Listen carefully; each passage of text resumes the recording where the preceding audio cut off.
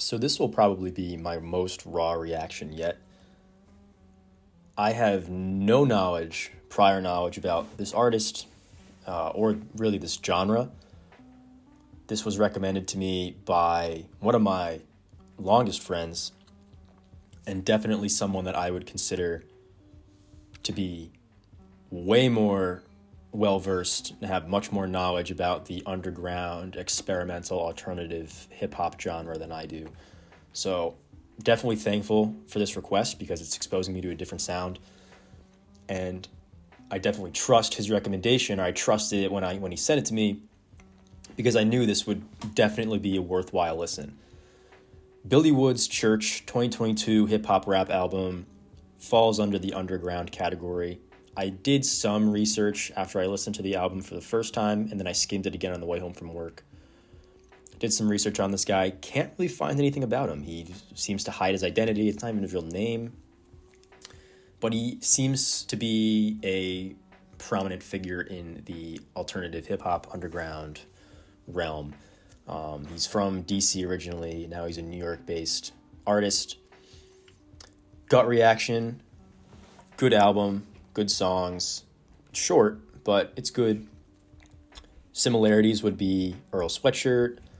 I looked at his profile. He does have a similar artist, Danny Brown, Mike.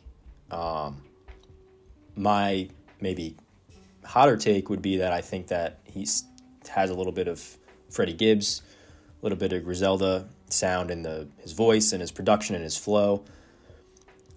I'm a huge fan of that. One takeaway from the Griselda sound is that it does, to me, maybe get a little redundant at times. It's almost like you can't really tell one song from the other. It's kind of all the same. But Billy Wood's Church is different. It's a different package each time. It's bursting at the seams with metaphors and fantastic phrases and linguistics. He's telling a story in each song. It's very dark tone, but he also has great humor. But he uses his lyrics to kind of paint a picture. And I know that's cliche to say, but in a lot of these songs, there's lines that just kind of make me feel like I'm reading a book almost. Like the way that it kind of wraps me into the situation itself. The album starts off really heavy with Paraquat and Artichoke. These are two songs that have an especially heavy emphasis on his struggle growing up. And I one of the lines in Artichoke that stands out to me is he says, "Folded paper in my coat, came home to coal-fired stove, little fish full of bones, choking the weeds overgrown, weeds overgrown, weeds overgrown." That really struck me because he does repeat that several times, the weeds overgrown. I think that really kind of teleported me into the song, and I felt like I was there. He explores heavy themes of urbanism, struggling, but there's also a little bit of humor in his lyrics too, which is funny because in that same song or in the same vein, he's making references to Harden on the Rockets. Knew it wouldn't work, like Harden on the Rockets.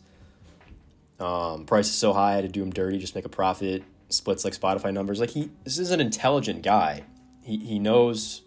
He's not just saying things to say things. He's making connections with his lyrics, and then he's seamlessly going through using humor and metaphors and similes and symbolism as well.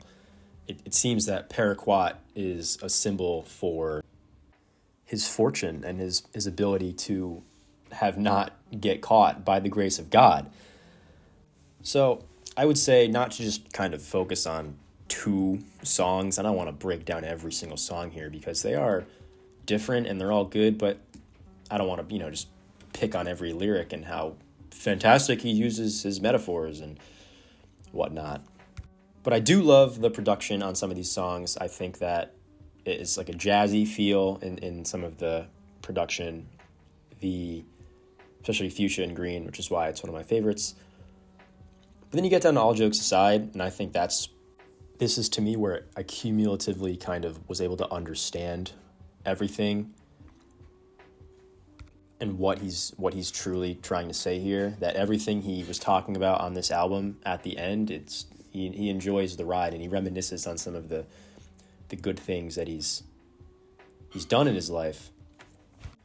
But overall, you can kind of sense that there's a sense of loss and regret, and this is his way of dealing with what has happened throughout his life from his youth to now.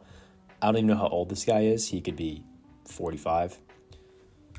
But he does a really good job of telling a story here. And this album, I will give it a 9.5 out of 10. There are no skips.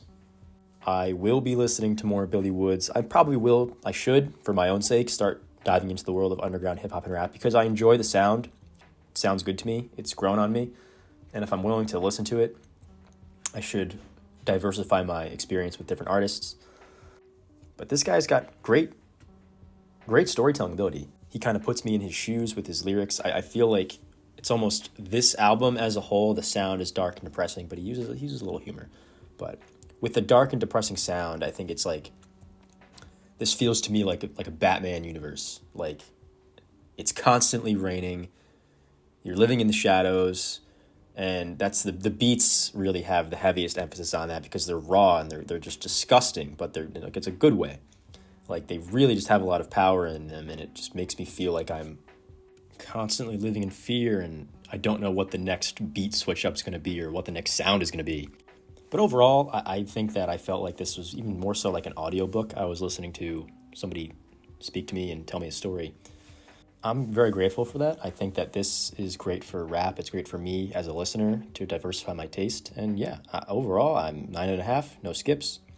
Thank you, Marcus, for the recommendation.